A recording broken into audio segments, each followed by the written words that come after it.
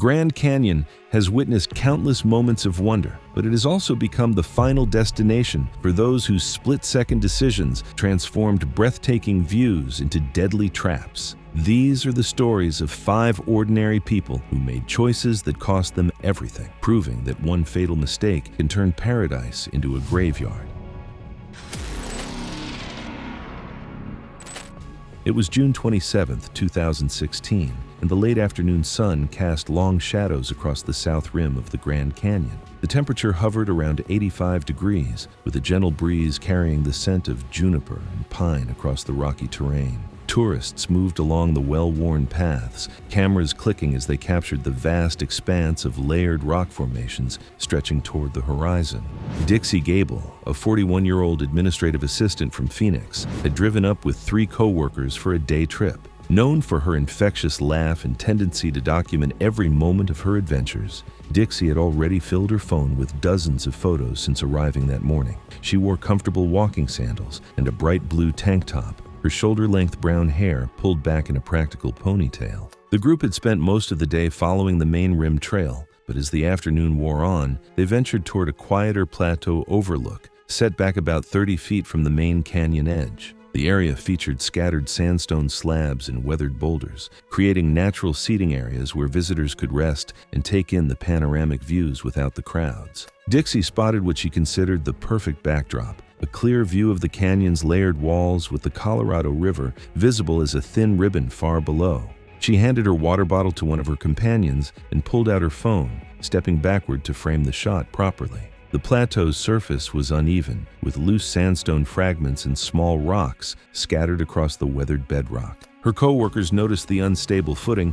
and called out warnings about the rocky terrain. The area had several fractured sandstone slabs that appeared solid, but rested loosely on the underlying rock surface. Dixie continued adjusting her position, focused on getting the canyon's dramatic depth in the background of her selfie. The late afternoon lighting created perfect conditions for photography, with golden hour approaching and shadows adding dramatic contrast to the canyon walls. As she took another step backward, her left foot landed on what appeared to be a stable sandstone slab about 2 feet wide. The loose rock shifted suddenly under her weight, throwing off her balance. She stumbled, trying to regain her footing, but her right foot caught the edge of a small boulder embedded in the plateau surface. The combination of the tilting slab and the obstacle sent her tumbling forward. She fell approximately 15 feet down a steep rocky slope below the plateau. Her head struck a sharp sandstone outcropping with devastating force during the initial impact, followed by her body hitting several more jagged rock formations on the way down.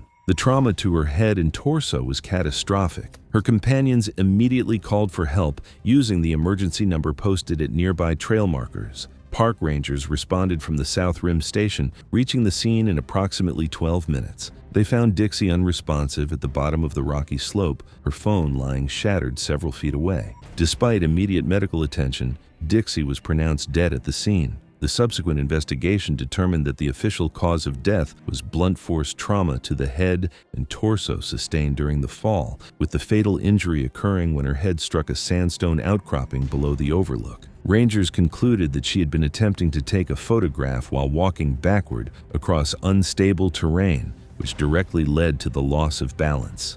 The incident report cited loose, fractured sandstone, scattered rocks, and uneven footing as contributing factors, along with her footwear choice. Park officials later referenced the case in internal safety briefings, reinforcing long-standing guidelines, warning visitors to remain stationary and alert when taking photographs near canyon edges and rocky plateau overlook. While investigators concluded their work at the overlook, another visitor was already heading into the canyon under dangerous afternoon heat, unaware that a reckless decision along a remote trail would soon turn deadly.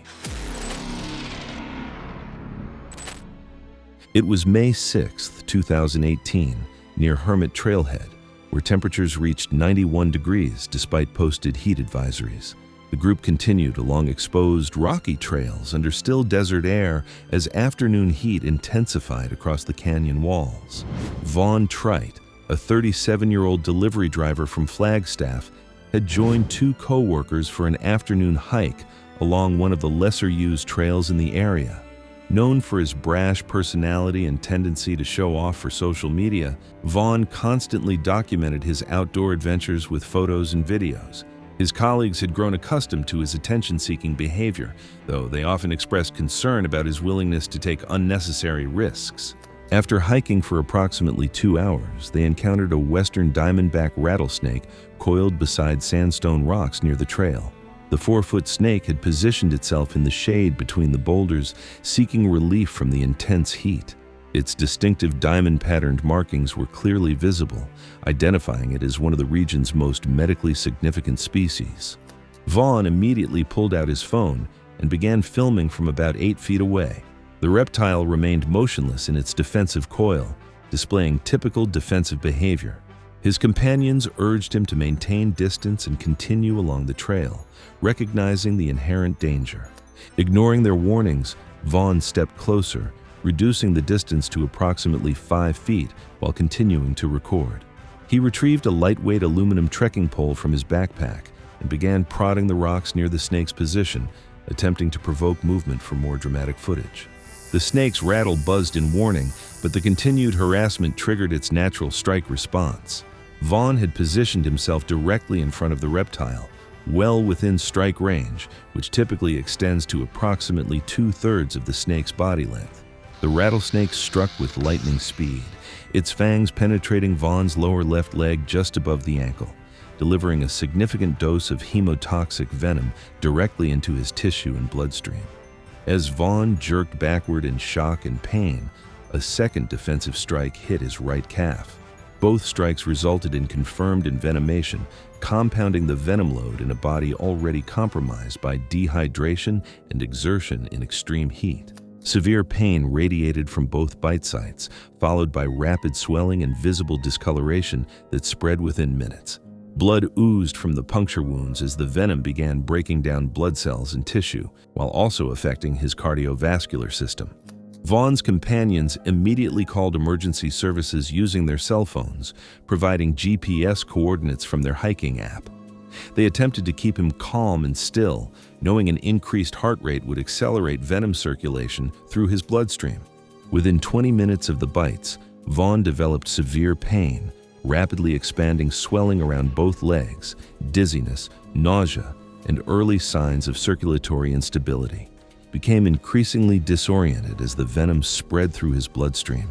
Tissue damage was visible at both bite sites, with rapidly expanding swelling and deepening discoloration spreading outward. Emergency services dispatched a helicopter from Flagstaff Medical Center, but the remote location delayed their arrival. The helicopter reached the scene approximately 35 minutes after the initial call, landing in a cleared area about 200 yards from the bite location. Paramedics found Vaughn unconscious with severe swelling in both legs and obvious signs of systemic envenomation. Despite immediate stabilization and rapid transport, his condition continued to deteriorate. At the hospital, he was given anti-venom and intensive supportive care, but developed uncontrollable internal bleeding and cardiovascular collapse.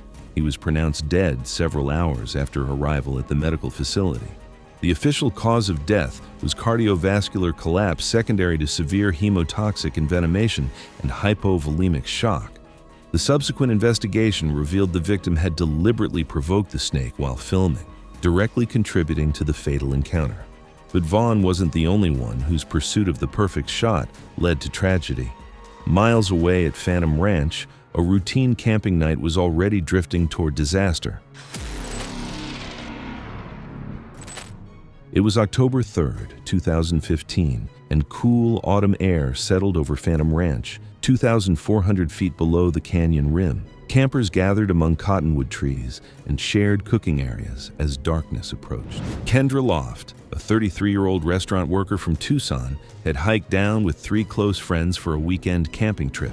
Known for her meticulous planning and love of outdoor cooking, Kendra had packed an extensive array of camping gear, including a compact butane stove she had purchased at a discount outdoor store several months earlier. She took pride in preparing elaborate meals even in wilderness settings, often surprising her companions with gourmet dishes cooked over portable equipment. The group had secured a campsite among the designated tent sites, where nearby campers were preparing meals using high-output gas stoves and propane lanterns. Several cooking stations had been operating for nearly 2 hours, their burner flames glowing steadily in the still evening air. Kendra had set up her cooking area about 6 feet from a nearby cooking station, arranging her equipment on a flat boulder that served as a makeshift preparation surface. Her portable butane stove showed visible signs of wear, including a noticeable dent on one side of the fuel canister that had occurred during a previous camping trip. The damage had created a small stress point in the metal, though the stove had continued to function normally during several subsequent uses. Kendra had planned to replace the unit, but had postponed the purchase due to its continued operation. As evening approached, she began preparing dinner for the group, setting up the stove on the boulder surface near the heat of a nearby gas burner. Her friends noticed the damaged canister and suggested waiting or moving to a cooler location, but Kendra was eager to begin cooking before complete darkness set in. She attempted to attach a fresh butane cartridge to the stove assembly, unaware that damage to the fuel canister and the proximity to open flame had created dangerous conditions. As she manipulated the connection, pressurized butane began leaking from the damaged area. The invisible vapors spread rapidly in the still evening air, creating a volatile cloud of flammable gas around the cooking area. The fuel ignited instantly as the vapor cloud drifted toward the open flame of a nearby camp stove, creating a sudden fireball that expanded approximately 3 feet in all directions. The damaged canister ruptured under pressure, releasing a sudden burst of flame and burning fuel across the immediate area. The explosion threw Kendra backward as flash burns seared her torso, face, and arms, while the concussive force caused severe blunt trauma to her chest and head. Nearby campers witnessed the sudden flash and immediately rushed to assist, dousing the flames with water from their containers and smothering the burning fuel with nearby gear and sand. The explosion had scattered burning fuel across the campsite, requiring several minutes to fully extinguish all ignited materials. Park rangers stationed at Phantom Ranch responded within 8 to 10 minutes of the initial emergency calls. They found Kendra unconscious with critical injuries from the blast trauma and extensive burns covering approximately 40% of her body. Despite immediate medical intervention and attempts to stabilize her condition, she was pronounced dead at the campsite. The subsequent investigation revealed that the damaged fuel canister had failed under pressure, leaking butane that ignited upon contact with the open burner flame of a nearby cooking station. Rangers documented the stress fracture and improper placement near an active flame as the primary cause of the explosion.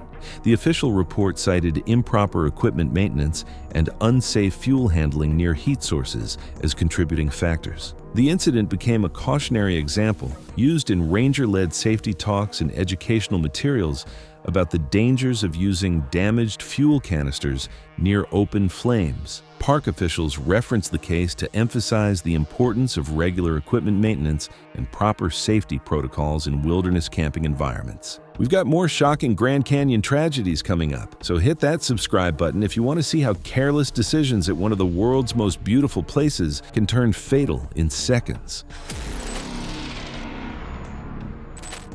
It was July 19, 2016, and the late afternoon sky above Hopi Point displayed the ominous characteristics of an approaching monsoon storm. Dark cumulonimbus clouds towered to heights exceeding 40,000 feet, their anvil-shaped tops spreading across the western horizon. The temperature had dropped from 89 degrees to 72 degrees within 30 minutes, while lightning flickered intermittently within the cloud formations, accompanied by distant rumbles of thunder. Evan Hearn, a 28-year-old warehouse loader from Phoenix, had driven up alone for an impromptu evening hike along the South Rim Trail system. Known among co-workers for his stubborn independence and tendency to dismiss safety warnings, Evan had a history of pushing through adverse conditions during outdoor activities. He had arrived wearing standard hiking clothes and tennis shoes, carrying only a water bottle and his cell phone. The National Weather Service had issued severe thunderstorm warnings for the entire Grand Canyon region, with specific advisories about lightning dangers on exposed rim areas. Posted signs at trailheads warned visitors to seek immediate shelter when thunder was audible. But Evan had dismissed these precautions as overly cautious. He believed his familiarity with Arizona weather patterns made him capable of judging the actual risk level. Hopi Point offered one of the most exposed overlooks along the south rim, jutting out into the canyon with minimal natural shelter. The rocky promontory consisted primarily of kaibab limestone formations, with scattered pinyon pine and juniper trees. The elevation of 7,071 feet made the location particularly susceptible to lightning strikes during electrical storms. As Evan walked along the exposed rim trail, the storm system continued its rapid approach from the southwest. Lightning strikes became increasingly frequent, with thunder following at intervals of less than 10 seconds, indicating the electrical activity was within 2 miles of his position. Other hikers had already retreated to their vehicles or sought shelter, leaving Evan essentially alone on the exposed overlook. The atmospheric conditions created an ideal environment for cloud-to-ground lightning strikes. The elevated terrain, combined with Evan's position as the highest conductive object in the immediate area, significantly increased his risk of being struck. The approaching storm cell generated powerful electrical charges, seeking the path of least resistance to ground. A massive lightning bolt discharged from the storm cloud directly overhead, following the natural electrical gradient toward the highest available conductor. The primary strike hit a limestone outcropping approximately 15 feet from where Evan was standing, delivering an estimated 30,000 amperes of electrical current to the rocky surface. The electrical energy created a side flash that arced through the air to Evan's body, entering through his left shoulder and exiting through his feet. The massive electrical current disrupted his cardiac rhythm instantly, causing immediate cardiac arrest. The strike also created distinctive burn patterns on his upper back and shoulder, while the electrical shock threw him backward onto a flat limestone ledge. Other visitors who had taken shelter in the parking area witnessed the lightning strike and immediately called emergency services. Park rangers responded from the South Rim station, reaching Hopi Point within 10 minutes. They found Evan unresponsive on the rocky ledge, with obvious signs of lightning strike injuries, including characteristic burn patterns and electrical entry wounds. Despite immediate CPR attempts and the use of an automated external defibrillator, rangers were unable to restore cardiac function. Evan was pronounced dead at the scene, with the official cause of death listed as cardiac arrest due to lightning strike. The subsequent investigation confirmed that the victim had ignored multiple weather warnings and remained in an exposed area during active electrical storm conditions. Rangers documented the lightning strike pattern and burn evidence, noting that the victim's elevated position on the exposed promontory had created optimal conditions for a side flash from the nearby strike. But Evan wasn't the only one whose canyon adventure ended in tragedy. At Yaqui Point Overlook, college student Tilda Pogue was preparing to attempt an athletic feat that would test both her physical abilities and the ancient sandstone beneath her feet. It was July 9, 2017, at Yaqui Point, where late afternoon sun lit flat sandstone slabs near the canyon rim. Loose gravel scattered across weathered rock as jagged boulders lined the edge. Tilda Pogue, a 26-year-old college student from Tempe, had arrived with 3 friends for an afternoon of sightseeing and photography. Known for her adventurous spirit and passion for parkour training, Tilda had spent the past 2 years developing her athletic skills at local gyms and outdoor locations. She was studying exercise science and often incorporated challenging physical movements into her recreational activities, viewing natural rock formations as opportunities to practice her techniques. The group had been exploring various viewpoints along the South Rim for several hours, with Tilda consistently seeking out interesting terrain features that could serve as parkour obstacles. The afternoon heat and hours of hiking had begun to take their toll, though Tilda's enthusiasm remained undiminished. At Yaqui Point, Tilda identified a flat sandstone slab that appeared perfect for practicing precision jumps. The rock formation measured approximately 8 feet in length and 4 feet in width, positioned several feet back from jagged sandstone boulders that marked the transition to the canyon's edge. The surface showed signs of natural weathering, with small cracks and loose gravel deposits. Her friends positioned themselves nearby with cameras, planning to document her demonstration. They noticed the loose gravel scattered across the slab surface and voiced concerns about slipping, but Tilda dismissed their warnings as overly cautious. They also pointed out her visible fatigue, suggesting she rest first, but she insisted on attempting the movement while the lighting remained optimal. She began with basic balance movements, testing the surface conditions. The rock appeared solid beneath her feet, giving no immediate indication of weakness. Encouraged by the initial stability, she decided to attempt a more challenging precision jump across the length of the formation. Tilda positioned herself at one end of the slab and prepared for a running approach that would carry her across the entire 8-foot length. She launched into the jump with considerable force, aiming to land precisely at the opposite end. As her right foot made contact with the landing zone, it struck a patch of loose gravel that had accumulated in a shallow depression. The small stones acted like ball bearings beneath her shoe, causing her foot to slide forward while her body's momentum continued in the original direction. The sudden loss of traction threw off her balance completely. Her left ankle twisted as she tried to compensate, while her upper body pitched forward. Unable to arrest her momentum, she stumbled across the remaining distance toward the jagged sandstone boulders just short of the canyon's rim. Tilda's head and torso struck the sharp rock edges with significant force. The impact caused a basilar skull fracture at the base of her cranium and catastrophic blunt force trauma to her chest and upper spine. The collision resulted in complete cervical spine transection at the C1 to C2 level, severing her spinal cord and making survival impossible. Her friends immediately called for emergency assistance. Rangers responded from the South Rim station, reaching Yaqui Point within 10 minutes. They found Tilda unresponsive among the rock formations, with obvious signs of severe head and spinal trauma. Despite immediate medical assessment and emergency protocols, she was pronounced dead at the scene. The official cause of death was determined to be basilar skull fracture and cervical spine transection with complete spinal cord severance. The subsequent investigation revealed that loose gravel on the rock surface had caused the victim to lose her footing during the parkour attempt. Rangers documented the unstable surface conditions and the positioning of the jagged boulders near the canyon's edge as contributing factors. The report noted that the victim showed signs of physical fatigue from hours of hiking in the afternoon heat, which may have impaired her reaction time. The official report cited the attempted parkour movement on an unstable sandstone slab, combined with accumulated fatigue, as the direct cause of the accident. Thanks for watching. Want to see more? Click on your screen now.